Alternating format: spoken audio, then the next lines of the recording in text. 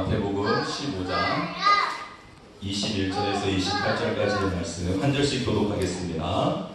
예수께서 거기서 나가사 두로와 시돈 지방으로 들어가시니 가나안 여자 하나가 그 지경에서 나와서 소리질러 이르되 주 다윗의 자손이여 나를 불쌍히 여기소서 내 딸이 흉악하게 귀신 들렸나이다 하되 예수는 한 말씀도 대답하지 아니하시니 제자들이 와서 청하여 말하되 그 여자가 우리 뒤에서 소리를 지르니 그를 보내소서. 예수께서 대답하여 이르시되 나는 이스라엘 집에 잃어버린 양 외에는 다른 데로 보내심을 받지 아니하였노라 하시니 여자가 와서 예수께 절하며 이르되 주여 저를 도우소서. 여자가 이르시되 자네의 떡을 취하여 그들에게 던지지 마땅하지 아니하노라.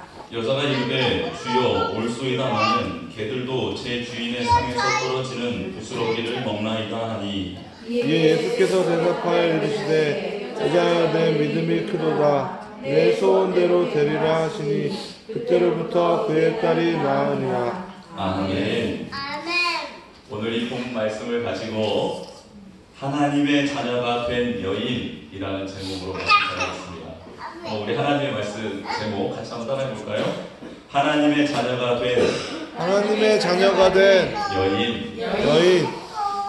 하나님의 자녀가 된 여인 이 자리에 우리의 이름을 집어넣어도 되겠죠? 하나님의 자녀가 된 조항진, 하나님의 자녀가 된 조유찬, 하나님의 자녀가 된 자기 이름 한번 집어넣어도 돼요. 하나님의 자녀가 된 이게 얼마나 큰 특권인지 아세요?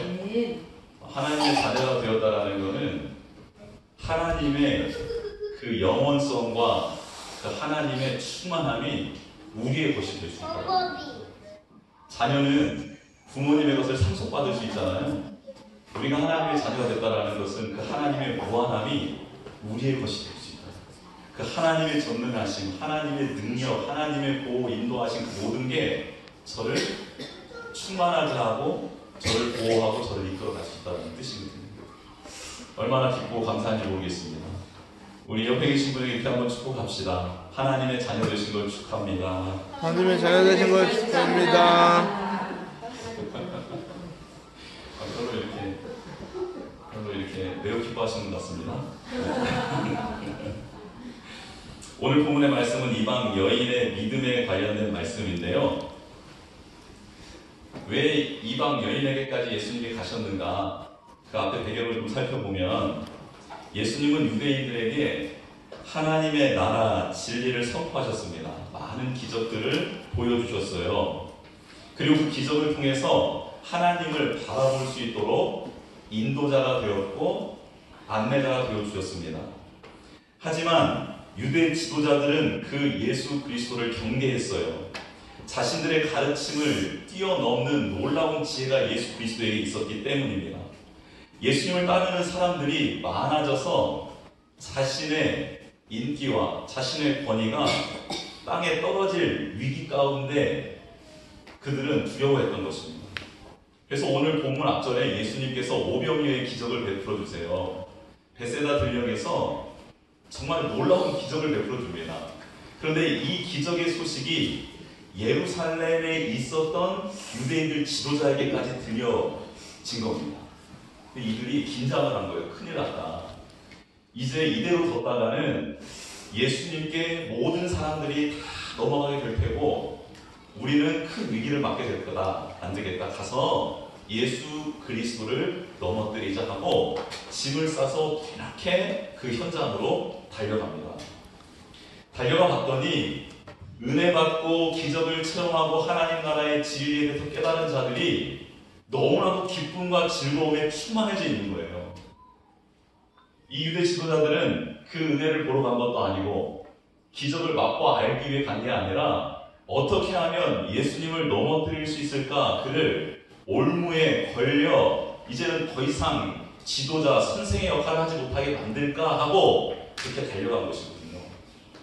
그들은 그 은혜의 자리에서 하나님의 은혜를 느끼기는커녕 자신이 어떻게 이 위기를 벗어날 수 있을까에 대해서 궁리를 하기 시작합니다. 그래서 흠을 잡기 위해서 예수님을 쳐다보죠. 그런데 예수님에게는 흠이 느껴지지 않는 거예요. 발견이 되지 않습니다.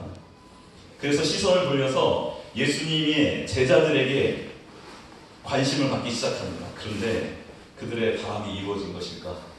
제자들은 어김없이 실수를 저지릅니다. 당시 식사를 하기 전에는 정결의식이라는 게 있었습니다. 이건 뭐냐면 자기도 모르게 부정한 것을 만졌을 때에 그 손을 정결의식으로 손을 깨끗하게 한번 씻고 먹어야 부정해지지 않는 거예요. 그런데 부정한 것을 만졌는지도 모르는 상황 가운데서 손을 씻지 않고 먹게 되면 부정한 손으로 먹은 음식이 내 안에 들어가서 나도 부정하게 된다라는 규례가 있었던 것이죠. 근데 제자들이 너무 배가 고팠나 봐요. 손을 안 씻고 그냥 먹어버립니다.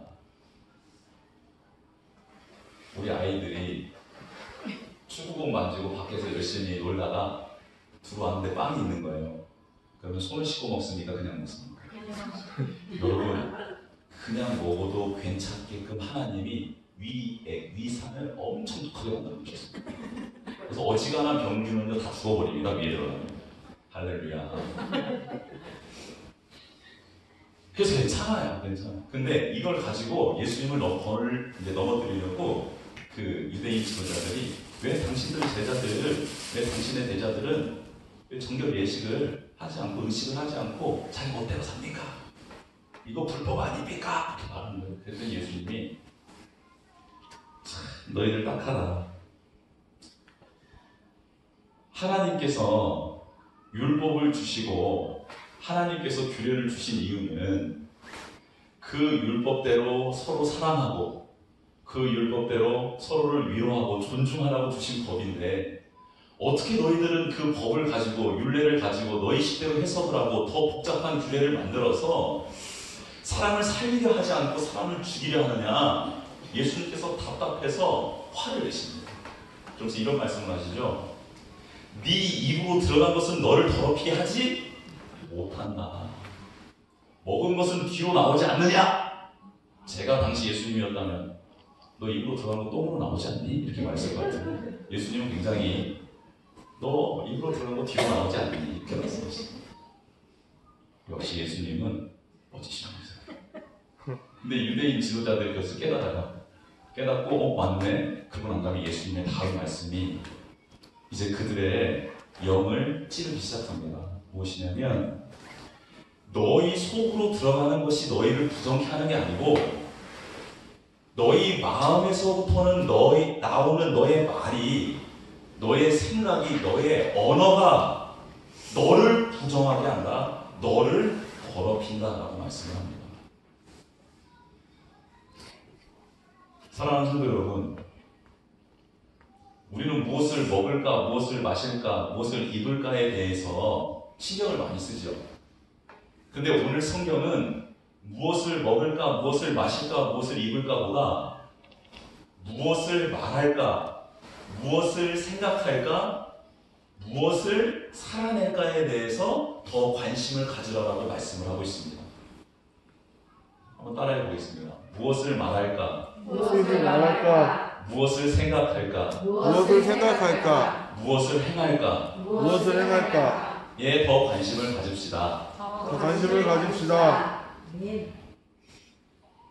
밥을 맛있는 걸 먹으면서 우리는 기억해야 될 거예요. 야, 이거 먹는 것보다 내가 무슨 말을 하느냐가 더 중요하다. 그렇죠? 무슨 생각을 하느냐가 더 중요하다. 어떤 행동을 하느냐가 더 중요하다. 이게 중요하다는 겁니다. 그래서 예수님께서 너무 답답한 나머지 갈릴리 사역을 정리를 하십니다. 일단락을 지어요. 그리고 난 다음에 오늘 본문의 말씀처럼 바람을 쐬러 가셨는지 좀 쉬러 가셨는지 아니면 새로운 사역을 감당하러 가셨는지는 모르겠지만 갈릴리 유대 땅을 벗어나서 시돈과 두로라는 지역으로 이방 땅을 향해서 걸어가세요. 걸어가는데 그 땅에서 어떤 한 여인을 만나는 거예요. 이방 여인을 만나게 된 것입니다. 사랑하는 성도 여러분, 여기서 오늘 주는 인사이트는 뭐냐면 아무리 하나님이 택한 백성 이스라엘 백성이라고 해도 예수님이 오셔서 계속 그들과 함께 머물러 있지는 않는다는 거예요. 알아듣지 못하고 답답하게 하고 그리고 깨닫지 못하면 예수님도 그 자리를 잠깐이라도 떠날 수 있다는 거예요. 그렇죠? 그런 말씀이 있잖아요. 교회, 우리 요한계시록에 보면 7교회가 나오잖아요. 7교회에서 하나님이 함께 하시잖아요. 복을 주시잖아요. 깨닫게 해주시고 그 길을 가라고 누누이 말씀하시잖아요. 그런데 교회가 첫사랑을 잃어버리고 하나님의 말씀을 잃어버리고 덥지도 않고 차갑지도 않고 미지근하게 살고 자신의 모습은 뒤돌아보지 못하면서 사람들을 정죄하고 있는 그 교회의 모습을 보면서 하나님이 안타까워하시면서 그 교회를 떠나시잖아요. 다른 교회, 하나님의 마음에 합한 교회를 찾아 하나님의 사람들이 있는 곳, 그들을 통해서 일하고 싶으셔서 다시 하나님 앞에 엎드리는 자들을 찾아 나가시잖아요. 우리를 떠나시지는 않지만, 그러나 우리가 그 하나님의 말씀대로 살지 못하고 그 하나님이 수없이 주는 그 은혜의 때, 기적의 때를 방관하고 그 은혜의 시대를 우리가 온전히 누리지 못하고 순종하지 못하게 되면 우리는 예수님이 떠난 빈들의 외로움이 서 있을 수도 있습니다. 바라옵기는 예수님의 말씀이 들려졌을 때, 감동을 주셨을 때 그것을 소멸하지 마시고 그것을 주님의 음성으로 받고 그 성령님을 의지해서 주신 감동을 주신 하나님을 의지해서 그 말씀 따라 순종하고 그 말씀 따라 하나님을 더 깊이 알아가고 그 말씀 따라 하나님과 함께 동행하는 은혜를 누리는 성도님들 되시기를 주님의 이름으로 축복합니다. 네. 이방인들이 예수님을 찾아간 게 아니라 예수님께서 이방 지역으로 걸어가셨죠. 걸어갔는데 그곳에서 예수님의 소문을 들은 한 여인이 있었습니다.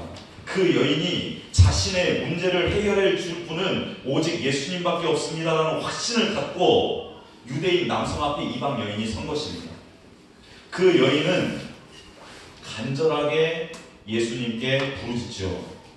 왜냐하면 여인은 이제 다른 어떤 것도 의지할 수가 없었고 다른 어떤 곳에서도 해결받을 수 없는 문제, 큰 문제가 있었기 때문입니다. 우리 한번 그 여인의 모습을 한번 쳐다보기를 원합니다. 22절 말씀입니다. 한번 22절 같이 읽어볼까요? 시작. 가나안 여자 하나가 그 지경에서 나와서 소리질러 이르되 주 다윗의 자손이여 나를 불쌍히 여기소서 내 딸이 흉악하게 귀신 들렸나이다 하되. 이 여인이 소리를 지릅니다.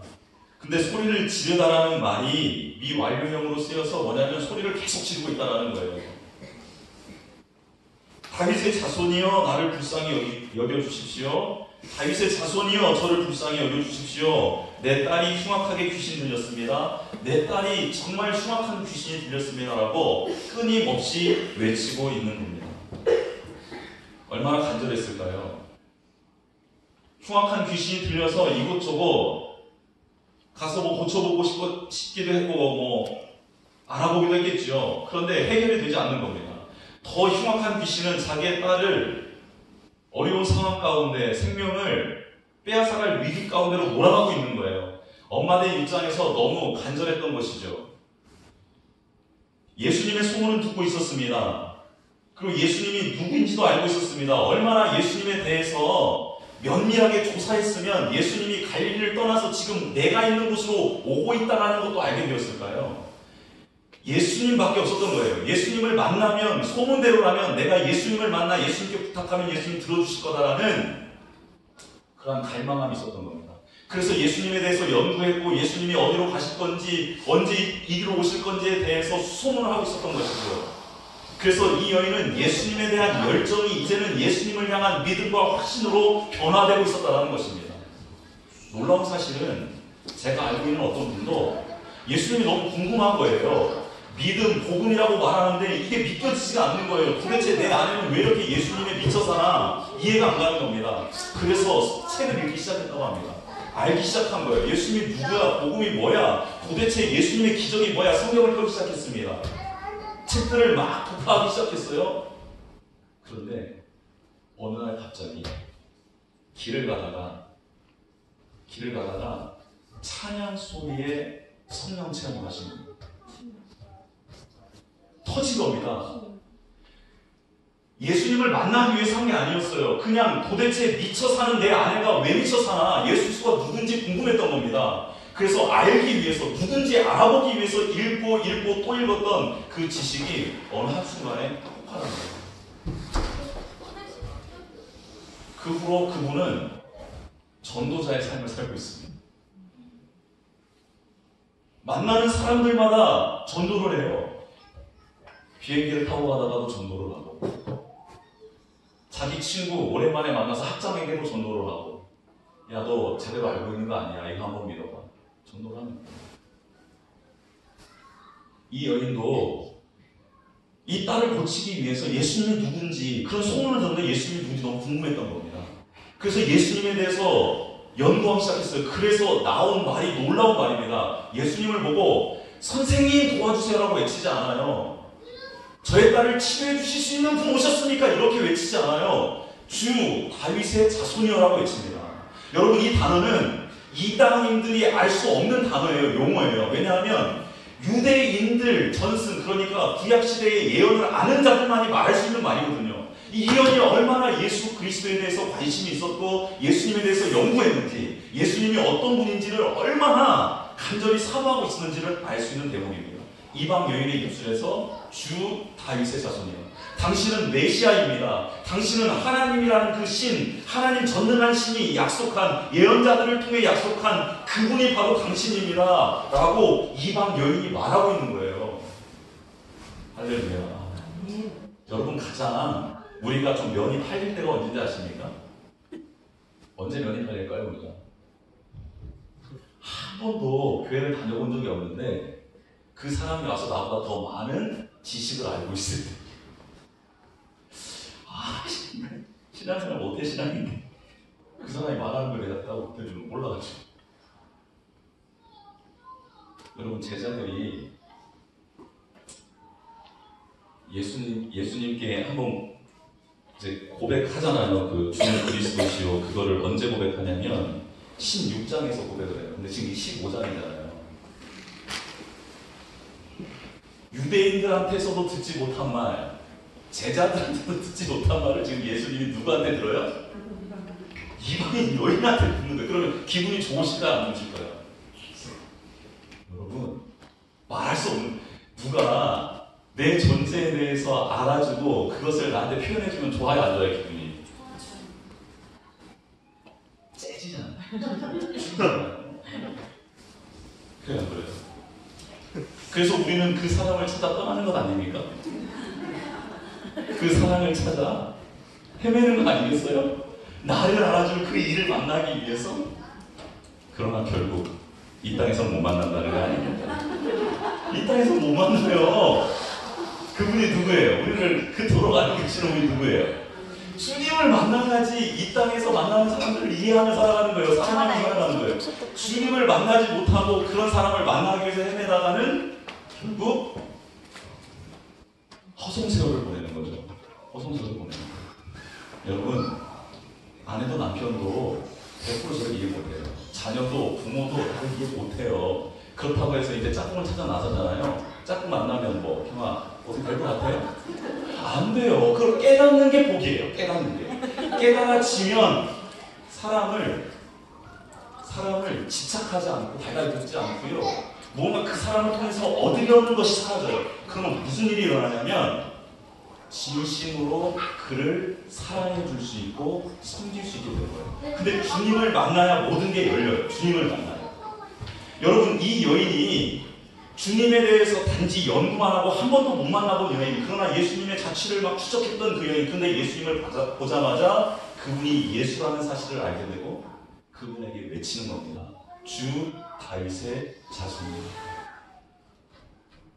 여러분, 예수님 기분 되게 좋았어요. 그런데 예수님이 그렇게 말했으면 뒤돌아보고 이리 와! 내가 한 번도 들어보지 못한 말을 나한테 하다니, 너 문제 그거지. 딸 지금 흉악한 귀신 들렸지. 이리 와, 내가 네 문제 다 알고 왔어. 이리 와, 떠날 지어다. 끝냈어야 되는데, 근데 예수님이 잠드나요? 그렇지 않아요. 여러분 보세요. 22절. 그 여인이 나와서 소리를 질러요. 주 다윗의 자손이여 나를 불쌍히 여기소서 내 딸이 흉악한 귀신을 들렸나요? 하는데 23절 말씀 같이 읽어볼까요? 시작. 예수는 하나님 말씀으로 백성까지 얘기하시니 제자들이 와서 청하여 가는데 그 여자가 우리 뒤에서 소리를 지르니 그를 보내소서. 아멘. 여기 그 소리를 지르는데 예수님이 한마디 대답을 안 해요. 마치 외면하는 것처럼 보입니다. 여러분 그렇게 크게 소리를 계속 지르고 있으니까 그 다음 제자들의 반응이 뭐예요? 좀 제발 저희 좀 어떻게 해주세요. 이거예요. 지금 뭐예요 이게? 지금 귀찮아 죽겠다라는 거예요. 제자들도 피곤해요 안 피곤해요? 피곤해요. 그래서 좀 한적한 곳에 가서 좀 쉬고 싶었던 거예요. 좀 이렇게 여유를 좀 갖고 싶었던. 그런데 어떤 여인이 달라들어서 지금 계속 귀찮게 하는 거예요. 끊임없이. 그런데 예수님은 마치 안 들리시는 분처럼 걸어가고 있는 거예요. 자기는 너무 시끄럽고 너무 짜증나는데. 그래서 예수님께 예수님 저 여기 좀 어떻게 좀 해줘요. 이렇게 짜증나는 말투로 말을 합니다. 그런데 예수님께서 이 제자들의 요청을 무시해버립니다. 이 제자들이 말하는 것은 신경 쓰지도 않아요. 너희들은 완전히 말도 안 되는 소리를 하고 있어라고 치부해버립니다. 그리고 마치 그 여인한테 들으라고 하는 것처럼 대화를 시도하기 시작합니다. 보세요. 제자들이 막 하고 있었는데 제자들의 말에도 대꾸하지 않고 그냥 혼잣말로 그러나 좀 들릴 정도로 이렇게 말을 합니다. 24절이에요. 예수께서 대답하여 이르시되 나는 이스라엘 집에 잃어버린 양 외에는 다른 데로 보내심을 받지 아니하였노라 하시니 라고 말을 합니다. 나는 너의 아픔을 치료해주게 온 게 아니야. 나는 이스라엘 백성, 하나님의 언약 백성, 그들을 회복시키기 위해서 온 자야 라고 말을 해요. 제자들은 무슨 이해가 안 되는 말을 한 거잖아요. 지금 어떻게 해달라고 하니까 말도 안 되는 말을 한 거죠. 제자들 갑자기 거기서부터 한 구령이 떨어집니다. 아무 말도 못해요. 그런데 그 말을 들은 여인이 이렇게 말을 해요. 대답을 해요. 여자가 와서 예수께 절하며 이르되 주여 저를 도우소서라고 말합니다. 여러분 여인이 그 예수님의 말씀 무슨 뜻인지 알아요? 난 너를 위해서 온 거 아니야. 그러니 가. 뭐 이런 뜻이잖아요. 그런데 이 여인이 이렇게 말하는 거예요. 예수님, 저는 지금 저의 문제가 아니었습니다. 딸의 문제를 가지고 왔는데 근데 이제야 깨달았습니다. 이 문제는 이 딸의 문제가 아니라 저의 문제였음을 고백합니다라고 고백이 바뀝니다. 여러분 누군가를 위해서 중재의 기도를 하잖아요. 누군가를 위해서 하나님 앞에 소원하는 기도를 드리잖아요. 근데 어느 때에 그 기도가 하나님의 감동이 되냐면 그의 기도를 내가 대신해 주는 게 아니라 그의 아픔이, 그의 고통이, 그의 기도 제목이 내 기도 제목, 내 아픔, 내 고통이 되어서 하나님 앞에 기도하게 될 때에 그때 하나님이 감동을 받으십니다. 이게 여러분 예수님이 우리에게 보여주셨던 중보자의 삶이었어요. 그렇죠? 우리가 얼마나 고통스러워하는지를 친히 경험하셨죠. 이 땅에 내려오셔서 육신을 입고 내려오셔서. 그래서 우리의 모든 고난, 고통, 시험 당하는 것, 그 모든 것을 아신다고 히브리서는 말하고 있어요. 그렇죠? 예수님이. 그래서 십자가에서 드린 기도가 하나님에게 감동이 된 것입니다. 예수님의 기도가 하나님께 감동이 된 거예요. 주여 저들이 하는 짓을 알지 못합니다. 용서해 주십시오. 이런 말들이 하나님께 감동이 된 겁니다.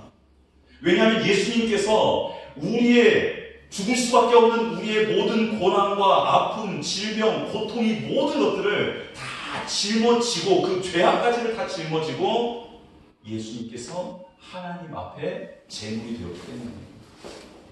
그러니 하나님이 그 제물, 그 제사를 받으신 것이죠. 여러분 우리가 누군가를 위해서 기도할 때에 성령님께 이런 간구를 해야 돼요. 이런 간구를 해야 됩니다. 오늘 말씀에 근거하면 내 딸을 고쳐주십시오가 아니라 이제 저를 도와주십시오라는 기도로 바뀌는 거예요. 하나님 어떤 집사님의 이 아픔을 해결해 주십시오가 아니라 그게 나의 아픔이 돼서 하나님 이제는 좀 저를 도와주십시오라는 기도로 승화가 돼야 된다는 겁니다. 교회의 아픔이 내 아픔이 될 때 그 기도가 하나님께 상달이 되는 거예요. 민족의 아픔이 내 아픔이 되었던 느헤미야의 기도가 그래서 상달을 한 겁니다. 하나님께. 조카의 그 고통, 고난, 죽을 수밖에 없는 운명의 그 자리가 마치 나의 자리처럼 됐던 삼촌 아브라함의 기도가 그래서 여호와 하나님께 상달이 된 겁니다. 백성들의 잘못인데 나의 이 구원까지도 바꿀 수 있도록 생명책에서 내 이름을 지으는 한이 있더라도 이 백성을 용서해 주십시오라는 백성의 죄악이 나의 죄악인 것 마냥 주님 앞에 생명책의 기록까지도 없애달라는 간절한 모세의 기도가 하나님의 보좌를 흔든 것입니다. 저는 죽어도 또 됩니다. 루스드라에서 돌 맞아서 쫓겨나갔는데 저는 또 죽어도 됩니다 하고 다시 루스드라의 성으로 들어가서 전했던 복음, 그의 기도, 사도 바울의 기도를 그래서 하나님이 들어주신 것이죠. 하나님의 말씀이 들릴 때 그냥 스쳐 지나가는 말씀, 그게 아니라 하나님의 말씀이 들어와서 저를 울리고 감동이 되고 막 살아있는 음성이 되어서 그 음성을 붙들고 기도하잖아요. 그러면 그 기도는 능력의 기도가 되는 것입니다. 그러니까 성경을 읽고 세상을 살아갈 때 성령님께 도와달라, 하나님께 간구하며 정말 이제는 너의 문제, 당신의 문제가 아니라 나의 문제, 나의 죄악으로 전이가 되어서 드려지는 하나님 앞의 기도가 능력 있는 기도가 될 줄 믿습니다. 이 여인이 그렇게 저를 도와달라고 해요. 그런데 예수님이 이렇게 대답을 합니다. 26절 말씀입니다. 여러분 이 정도 되면 이제 됐잖아요. 어느 정도 됐잖아요. 예수님은 어떻게 하셨어요? 아유, 너의 믿음이 너무 귀하다. 해결하자. 이렇게 하셔야 되는데 우리 26절 한번 보겠습니다. 26절 시작.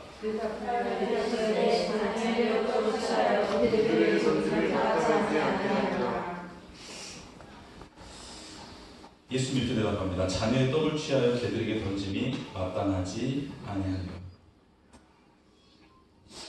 여러분, 예수님께서 왜 이렇게 이 여인을 고통스럽게 하시고 빨리 좀 들어줄 거면 빨리 들어줘 이렇게 지체하실까요? 근데 하나님이 예수님이 이렇게 지체하셨던 장면이 여기만의 사건이 아닙니다. 아브라함과 사라한테 약속했던 이삭을 바로 주셨습니까? 수십 년이 지난 다음에 주셨습니까? 그렇죠. 그리고 나사로가 병들었다고 했을 때 예수님이 바로 가셨습니까? 이틀 동안 자기 계신 곳에 머문다 가셨습니까? 머문다 가셨거든요. 왜 그러셨나? 왜 이렇게 지체하셨나? 첫 번째 이유는 하나님의 전능하심을 드러내기 위함이고, 두 번째는 그 안에 있는 믿음을 정말 보석처럼 디자인하고 가꾸어서 그 믿음이 세상 밖으로 나올 수 있도록 하나님 앞에 보여질 수 있도록 하기 위해서 그를 훈련하고 그를 연단하기 위해서 지체하셨다는 겁니다. 이 여인의 믿음이 너무 고상하고 너무 귀했어요. 거룩했어요. 그래서 예수님은 지체하시면서 그 믿음의 고백이 절정에 달했을 때 그 고백을 통해 하나님께 영광 돌릴 뿐만 아니라 이 세상 가운데 믿음이라는 것은 이거다라는 것을 보여주시기를 원하셨던 것이죠. 그 안에 원석을 보고 있었던 거예요. 그래서 예수님께서는 지체하시는 거예요. 좀 기다려보는 거예요. 더 다듬어지고 더 아름다운 고백이 나올 때까지. 사랑하는 여러분, 하나님이 우리의 기도를 쉽사리 안 들어주실 때 있잖아요. 그건 뭐냐면 우리의 기도를 듣지 못해서가 아닙니다. 시간이 있어야지만이 고백되어지는 믿음의 고백이 있기 때문에 그래요. 그래야지만이 하나님이 영광 받으시는 것이 있기 때문에 그래요. 그래서 우리에게 시간을 주시는 거예요. 지체하시는 거예요. 우리 입장에서는 지체하는 건데 하나님 입장에서는 시간을 주시는 거예요. 여러분, 만약에 오자마자 딸을 고쳐줬다면 이 여인의 믿음, 이 고백이 이렇게 아름답게 발전할 수 있었을까요? 없었죠. 하나님께서는 이 여인의 딸을 고쳐주는 것과 동시에 이 여인에게도 잊을 수 없는 믿음의 흔적, 고백을 주시기를 원하셨던 겁니다. 할렐루야.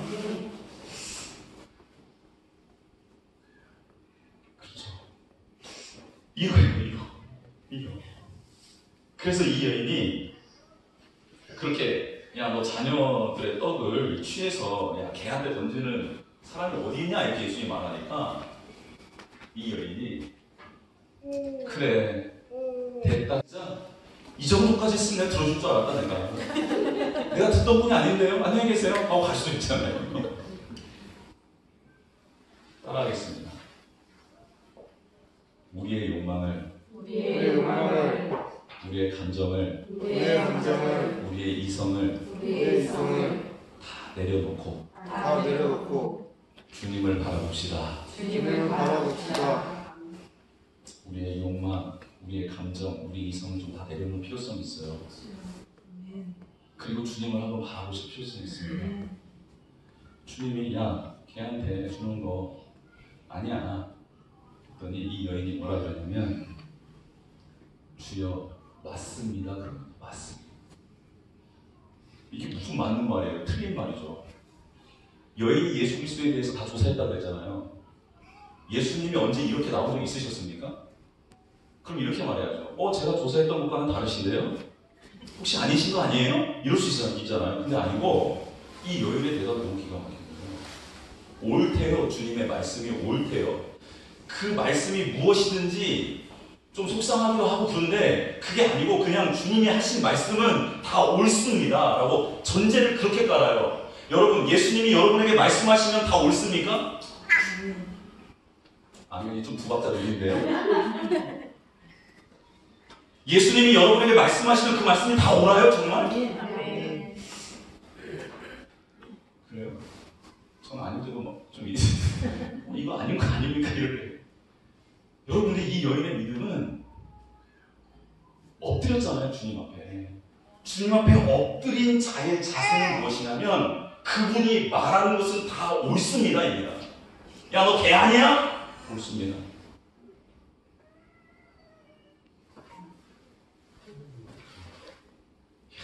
정말 저는 이게 너무 기가 막힌 거예요. 이게 당신이 말하는 게 다 옳대요. 이 여인은.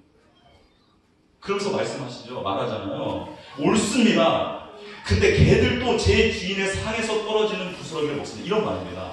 예, 그렇죠. 저는 당신의 자녀라고 일컬음을 받는 유대인들과는 상종할 수가 없는 마치 그의 집에 사는 개와 같은 존재 맞습니다. 그런데요, 그 집 주인이 만약에 선하다고 한다면 자녀에게 줄 떡을 개한테는 주지 않겠지만 자녀가 먹다 남긴 떡은 자기 집에 사는 개한테 착한 주인이고 선한 주인이라면 주시지 않겠습니까? 주님은 제가 알기로는 그 선한 분입니다. 자녀들에게 주다가 혹시 남은 떡가루가 있다면, 빵가루가 있다면 그것을 지나가는 자기 집에서 키우는 그 개한테 그냥 외면하지 않고 선한 주인이기 때문에 자녀들이 먹다 만 것 그것을 가져다가 개한테 주면서 개를 배불리시는 선한 분 아니십니까? 라고 하나님의 선하신 예수 그리스도의 선하신 예수 그리스도의 주대심을 찬양하고 있더라는. 옳습니다. 저 개 맞아요. 그런데 좋은 주인의 집에 사는 개는 배불리 먹지 않습니까? 저는 예수님이 그런 좋은 분인 걸 알아요. 예수님이 이렇게 말씀하시지만 그 이면에는 예수 그리스도의 참되신 사랑과 인자함이 있는 줄 압니다. 저 개 맞는데 자녀들이 먹다 만 것은 착한 주인은 그 집에 사는 개에게 주지 않습니까? 선하신 주님, 혹시 자녀들한테 주고 남은 빵 있으면, 부스러기 있으면 좀 저한테 주세요 라고 말합니다.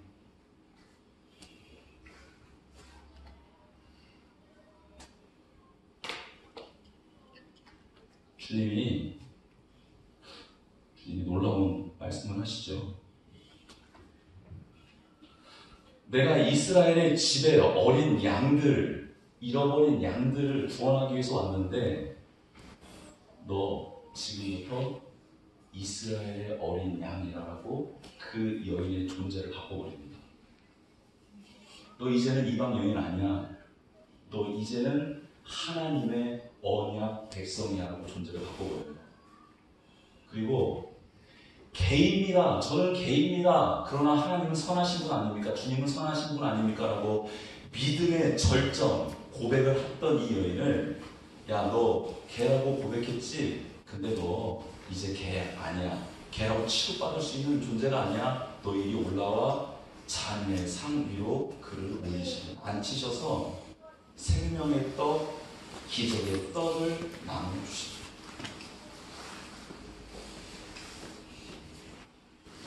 주님만이 하실 수 있는 기적이었죠. 죽일 수밖에 없는 사람이 하나님의 자녀가 되는 것은 인간의 노력으로 될 수 있는 게 아니고 하나님 예수 그리스도의 능력으로 그분의 택하심으로만 가능한 것입니다. 이 여인이 위치가 바뀌어버립니다. 너는 이제 이스라엘의 잃어버린 어린 양이고 너는 이제 개가 아닌 개처럼 취급받을 사람이 아닌 나의 자녀처럼 취급받을 인생이다 라고 변화시켜 주셔서 28절 이런 고백을 예수님께서 해주시죠. 18절 읽어보겠습니다. 시작. 이에 예수께서 대답하여 이르시되 여자여 내 믿음이 크도다 내 소원대로 되리라 하시니 그때부터 그의 딸이 나으리라. 아멘. 야, 이제 너 내 자녀 됐어. 그러니 이제 네 소원, 네 뜻대로 다 될 거야.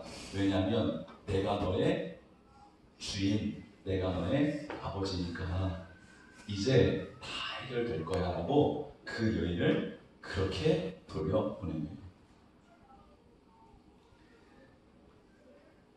여러분, 예수님은 이 여인을 사랑하셨습니다. 그래서 찾아가신 겁니다. 이 여인을 찾아가신 겁니다. 그녀의 아름다운 믿음이 세상에 드러날 수 있도록 기다려 주셨습니다. 그리고 그녀의 간절함, 그녀가 예수 그리스도를 향한 고백, 지식, 그리고 그녀의 인내와 겸손을 사용하셔서 거룩한 하나님의 자녀가 되는 자리로 예수님이 그를 온전히 들어 자리를 옮겨 주셨습니다.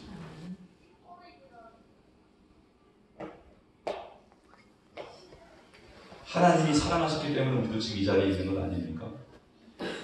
하나님의 은혜가 있기에 우리가 지금 이 자리에 있는 것 아닙니까? 우리 조금 이렇게 열심히 냈다고요? 조금 일찍 나왔다고요? 이것 때문에 우리가 하나님의 자녀가 된 것입니까? 아니요. 아무것도 아닙니다, 이것은. 근데 그런 것을 하나님이 그냥 귀 봐주시는 거예요. 그냥 귀 봐주시는 거예요. 여러분, 제가 예전에 유찬이 키울 때 유찬이가 일어나가지고 걸음 한 걸음 뺐을 때 있지 않습니까? 저는 천지가 개벽하는 줄 알았어요. 뛰는 것도 아니고 춤추는 것도 아니고 뭐 난리치는 것도 아니에요. 그냥 뭐 짚다가 잠깐 헛발 뛰는 것 같아. 이렇게 헛발. 근데 그게 마치 왜 그랬을까요, 제가? 왜요? 내 새끼니까 뛰는 것도 아닌데 그냥 실수로 이렇게 트랙스로 드는 건데 그게 너무 미치도록 기쁜 거예요. 그래서 막 여러분, 김우희쌤 지금 완전 못 갔잖아. 근데 나와서 이거 한다고 하나님이 이렇게 이걸 해서 하나님이 막 너 피토하는구나, 이거 와, 내 자녀야, 이게 아니에요. 아무것도 아닌 거예요, 이거는. 그런데 이거를 하나님이 미치도록 기뻐하시는 거예요. 하나님을 춤추게 만드는 거예요. 목이 잘 나오고 막 현란하게 하는 뭐 조수미가 와서 여기서 한다고 해서 뭐 걔가 하나님 자녀가 돼. 아니에요. 하나님은 우리의 어떤 노력으로 우리가 하나님의 자녀 될 수 있는 권한을 주시지 않았어요. 그런데 하나님의 전적한 은혜를 사모하고 그 은혜 가운데 거하며 한 번은 내딛고 이상한 짓을 하고 뭐 말도 안 되는 것을 했어도 그게 너무 하나님을 기뻐하시는 거예요. 이 여인이 예수님한테 한 건 아무것도 없어요. 그냥 나와서 누구나 다 자녀 가진 애미라면 할 수 있는 짓을 한 거예요. 근데 여러분, 그것을 너무 기뻐하시는 거예요, 주님이. 할렐루야.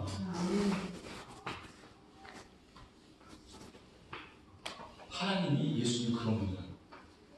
내가 오늘 막 잘해서가 아니고, 오늘 우리 박준영 선도님이 일찍 자고 일찍 일어나는 스타일 아시죠? 지금 굉장히 바른 생활 사랑이잖아요. 지금 이 시간대 주무셔야 될 시간인데 지금 못 주무시고 계시잖아요. 근데 아까 여기 서가지고 연습하고 나와서 뭐 하나 털어놓더라고요. 그래서 누가 물어보는 거예요. 뭘 드셨습니까? 약 먹은 줄 알았는데 약 아니에요. 뭐 드셨습니까? 비타민을 먹었대. 왜 먹냐면 졸릴까봐. 찬양도 졸 수는 없잖아요. 그래서 그 드시는 거예요. 여러분, 그 작은 행동이 하나님을 충실히 하는 거예요. 야, 너 나 이렇게 앞에 나오려고 그 잠 오고 너 자야 될 시간에 비타민 먹고 나와서 이래? 야, 너 너무 기뻐 하나님이 한번 춤추시면서 뭐 하나 쳐떨어지잖아요. 그럼 그게 뭐 이제 뭐 말할 수 없는 기쁨이 되는 거죠. 그런 거예요, 인생이. 여러분, 자녀가 우리 부모를 기쁘게 하면 부모에서 뭐가 나가요? 뭐가 나가잖아요, 여러분. 똑같이 하나님 앞에서 우리가 뭐 아무것도 아닌데 하나님 기쁘시게 하잖아요. 그럼 하나님 입장에서는 주고 싶어 안달하신 분이잖아요. 할렐루야. 저 아침에 목이 안 나왔어요. 목이. 저도 소리가 안 나왔어요. 앉아보세요. 전화도 못했어요. 지금 목이 좀 이상해졌죠? 내일도 이상해지겠지? 그래도 주위 괜찮아지겠죠? 여러분,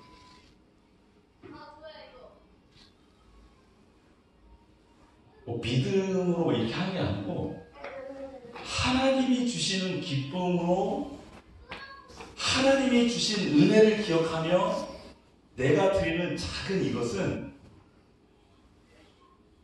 정말 하나님이 너무 기뻐하십니다. 너무 기뻐요. 먼 거리에서 오신 분들 있잖아요. 미국까지 왔다 갔다 해야지. 한다고. 이거 한 번도 아니거든요. 뭐 그까지 또 몇 킬로 왔다 갔다 한다고 그거 몇 킬로 왔다 갔다 했다고 재게 뭐가 있어. 놓고는 보자를 버리시고 데려오신 거야. 나는 따로 배짱이야. 난 따로 배짱. 그런데 놀라운 사실은 힘든 걸 아는 거예요, 주님이. 왜냐하면 우리 고통을 아시잖아요. 그런데 그 오는 마음, 그거를 주님이 우리에서 죽어주신 거에 비하면 발톱의 때도 아닌데, 근데 그 발톱의 때 같은 것을 하나님 입장에